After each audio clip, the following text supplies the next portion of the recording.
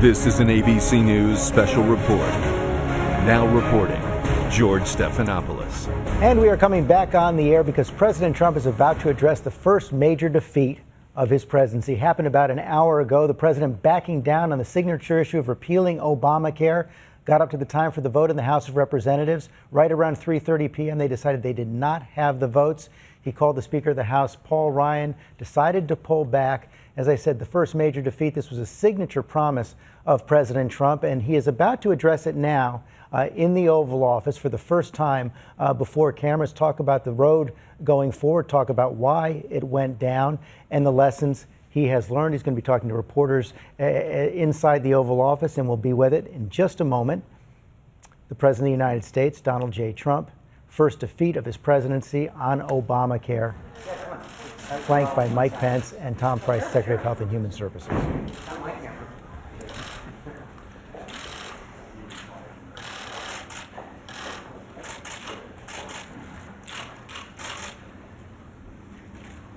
Thank you very much. We were very close. It was a very, very tight margin. We had no Democrat support. We had no votes from the Democrats. They weren't going to give us a single vote, so it's a very difficult thing to do. I've been saying for the last year and a half that the best thing we can do, politically speaking, is let Obamacare explode. It is exploding right now. It's many states have big problems. Almost all states have big problems. I was in Tennessee the other day, and they've lost half of their state in terms of an insurer. They have no insurer, and that's happening to many other places. I was in Kentucky the other day, and similar things are happening.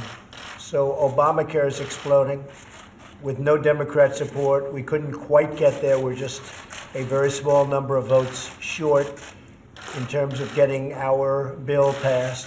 A lot of people don't realize how good our bill was because they were viewing phase one, but when you add phase two, which was mostly the signings of Secretary Price, who's behind me, and you add phase three, which I think we would have gotten, it became a great bill. Premiums would have gone down, and it would have been very stable, it would have been very strong, but that's okay. But we were very, very close, and again, I think what will happen is Obamacare, unfortunately, will explode. It's going to have a very bad year. Last year, you had over 100% increases in various places. In Arizona, I understand it's going up very rapidly again, like it did last year. Last year was 116%. Many places, 50, 60, 70%. I guess it averaged, whatever the average was, very, very high.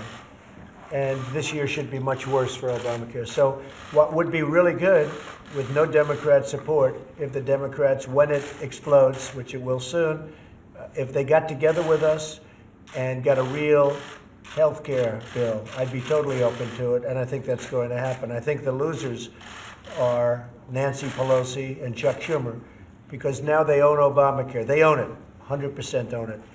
And this is not a Republican health care. This is not anything but a Democrat health care. And they have Obamacare for a little while longer until it ceases to exist, which it will at some point in the near future. And just remember, this is not our bill, this is their bill. Now, when they all become civilized and get together and try and work out a great health care bill for the people of this country, we're open to it. We're totally open to it. I want to thank the Republican Party. I want to thank Paul Ryan. He worked very, very hard. I will tell you that. He worked very, very hard. Tom Price and Mike Pence, who's right here, our vice president, our great vice president. Everybody worked hard. I worked as a team player and would have loved to have seen it pass. But again, I think you know I was very clear, because I think there wasn't a speech I made, or very few, where I didn't mention that perhaps the best thing that could happen is exactly what happened today, because we'll end up with a truly great health care bill in the future after this mess known as Obamacare explodes. So I want to thank everybody for being here. It will go very smoothly, I really believe. I think this is something that certainly was an interesting period of time. We all learned a lot. We learned a lot about loyalty. We learned a lot about the vote-getting process.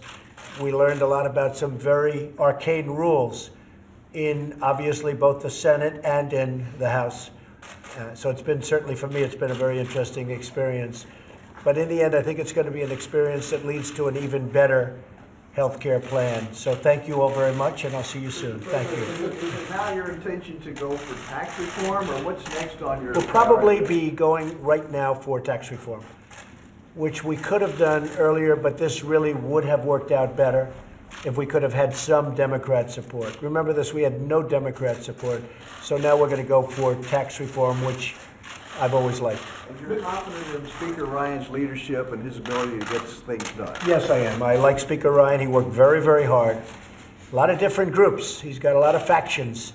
And there's been a long history of liking and disliking, even within the Republican Party, long before I got here. But I've had a great relationship with the Republican Party. It seems that both sides like Trump, and that's good. And you see that, I guess, more clearly than anybody. But we've had I'm not going to speak badly about anybody within the party, but certainly there's a big history. I think Paul really worked hard, and I would say that we will probably start going very, very strongly for the big tax cuts and tax reform. That'll be next. Mr. President, sir, is it fair to Americans to let Obamacare explode? Well, it's going to happen. There's not much you can do about it.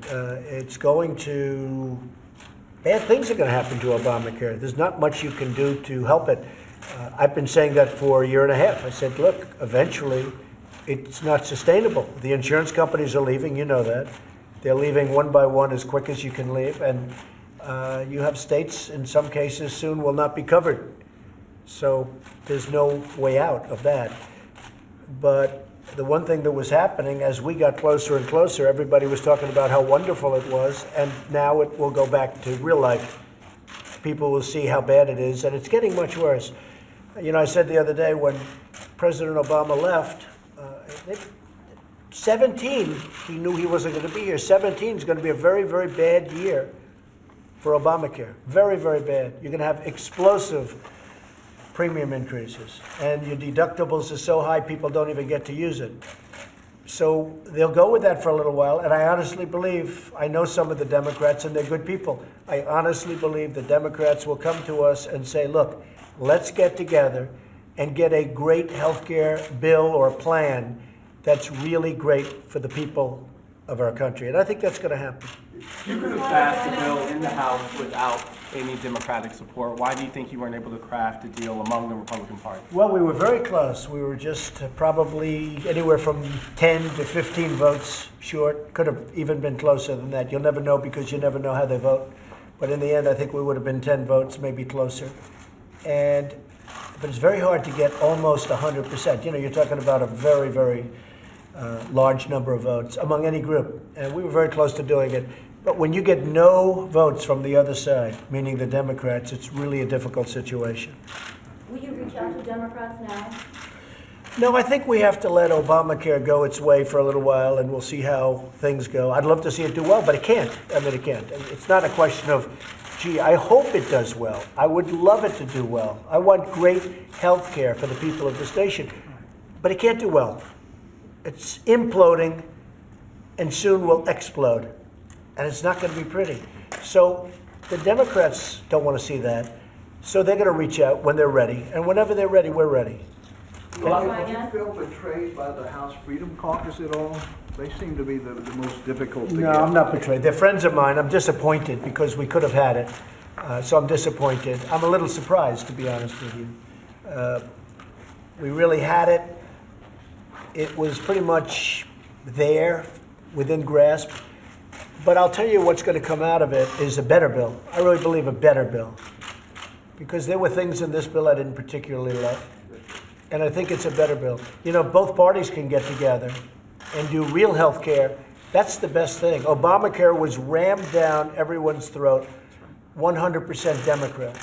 And I think having bipartisan would be a big, big improvement. So, no, I think that this is going to end up being a very good thing. I'm disappointed, but they're friends of mine. And you know, they got on. It was a very hard time for them, and a very hard vote. But they're very good people. You mentioned that there were things in this bill that you didn't necessarily love. What specifically are they? Well, I think we could have things that I would have liked more. And if we had bipartisan, I really think we could have a health care bill that would be the ultimate. And I think the Democrats know that also. And someday, in the not too distant future, that'll happen. And I never said, I guess I'm here, 64 days? I never said repeal and replace Obamacare. You've all heard my speeches. I never said repeal it and replace it within 64 days. I have a long time. But I want to have a great health care bill and plan, and we will. It will happen, and it won't be in the very distant future. I really believe there'll be some Democrat support, and that'll happen, and it will be an even better bill. I think this was a very good bill. I think it will be even better the next time around. And I don't think that's going to be in too long a period of time. Anything specific you want to see change going from this bill to the next? No, I mean, I don't want to speak about specifics, but there are things I would have liked even more. But I thought overall this was a very, very good bill. And I thought Tom Price, Dr. Tom Price, who really is amazing on healthcare and his knowledge, I thought he did a fantastic job. Same with Mike Pence. I think these two guys, they worked so hard and really did a fantastic job. Thank you very much. Thank you. Thank you very much. Appreciate it. Thank you. First reaction there from President Trump. He's saying after that big defeat in the House of his attempt to repeal Obamacare, the real losers are the Democratic leaders, Nancy Pelosi and Charles Schumer. You saw the president several times during the course of his about 10-minute remarks saying that he got no Democratic help in trying to repeal Obamacare. Of course, Obamacare was passed with all Democratic votes under President Obama, and the expectation was now that Republicans had not only the White House, but also majorities in the Senate and the House, they would be able to follow through on the signature promise. I want to bring in our senior White House correspondent, Cecilia Vega, here, and the president loath to admit it right there, Cecilia, but this was also a failure of tactics. Just 2 days ago, the president brought in the Republicans, said he wanted to schedule a vote. Last night, he gave them an ultimatum. About 3 o'clock this afternoon, he backed down. And he ran, George, as the negotiator in chief, and clearly his first big order of business didn't have such a successful negotiation here. I was a little bit struck by the blame that he is placing on the Democrats. It seemed as if the president was a little bit surprised that he didn't have any Democratic support for this bill to repeal and replace Obamacare. He said that they came up about 10 to 15 votes short. That is not necessarily a small margin, but he seems ready to sort of sit back and watch what he says will be the explosion, the demise of Obamacare. He says that he is open to a new bill. That's a different message than we just got from Speaker Paul Ryan, who says that Obamacare will be the law of the land for the foreseeable future. Didn't seem to give any indication that there will be any new bills on the horizon anytime soon. But really, George, what struck me was one word that the president said in the Oval Office there, that he learned a lot about loyalty. That is the language that Donald Trump speaks here in Washington, and he is, as you heard, not blaming Paul Ryan, at least not right now, and it looks today anyway as if he has a friend in the Speaker of the House. Did not sound too happy with those conservatives in the Freedom Caucus. He said he learned a lot about loyalty, learned a lot about the legislative process. I want to bring in our chief White House correspondent, Jonathan Karl, as well. I remember about halfway through this debate, John, the president said, boy, healthcare is complicated. That was one of the things he learned through this process as well. Now he's saying that over the course of the next year to 18 months, Obamacare is going to explode, and Democrats will come his way and want to fix this. Not going to happen anytime soon. It's not going to happen anytime soon. I mean, the idea of bipartisan healthcare reform is one of the great kind of black swans in Washington, and it's certainly not going to happen anytime soon unless there's a complete disaster with the current healthcare system. But you mentioned he said he learned a lot about loyalty. I think that was clearly a message aimed at those conservatives in the House, the so-called Freedom Caucus. George, there are about 35 of them. The president did everything he could to win them over. He brought them multiple times to the White House, met with their leadership, gave in to them huge demands that they had at the end. He basically gave them the store, and then they walked away. They wouldn't support it. The head of the Freedom Caucus is a guy named Mark Meadows, by the way, congressman who was one of the early supporters of Trump's presidential campaign. And John, that's the point I want to pick up on, because Speaker of the House Paul Ryan alluded to this as well when he said Republicans are basically going to have to learn how to be a governing party after years in the opposition. You see this in the first years, the White House, almost always the party that's in power has to pass their big signature initiatives alone. They have to come together. They have to knit together the various parts of their conferences and find a way to do this. In this case, it simply could not happen. And I have to confess, George, I was shocked. I thought that this, for that very reason, being the first big initiative of the president in terms of a legislative initiative, and this being something that all of the Republicans had campaigned on, this being something the president campaigned on, and seeing that he was so personally involved in getting those members on board. I mean, this was not one where Donald Trump was on the sidelines. He may not have been involved in the weeds of the policy here, but he met repeatedly with Republicans all over the map on this. He went up to Capitol Hill. He worked the phones. He had them into the Oval Office, and they still wouldn't say yes. And Cecilia Vega, one of the big problems the president had here was matching his rhetoric on the campaign trail with the reality of this legislation. Over the course of the campaign, he said he wanted everyone to be covered with health insurance. He said costs would go down, premiums would go down, deductibles would go down. When this bill came to the floor, the Congressional Budget Office said, wait a second, about 24 million fewer people are going to have coverage. And the bill legislation was very unpopular out in the country. Last poll we saw overnight, 56% disapproval.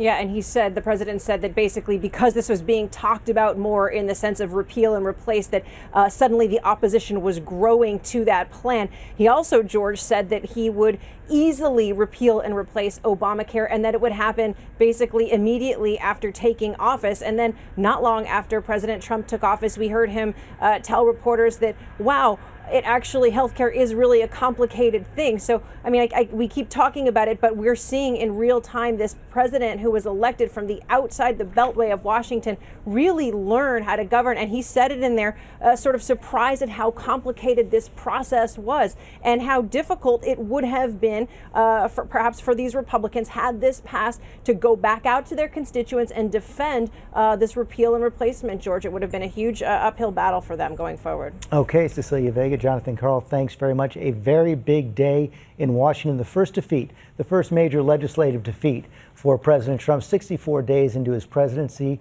he and the House Republicans have failed to repeal Obamacare, a signature promise they had. You can get the latest anytime on abcnews.com. We'll have much more on world news tonight, and I'll see you Sunday on This Week. This has been a special report from ABC News.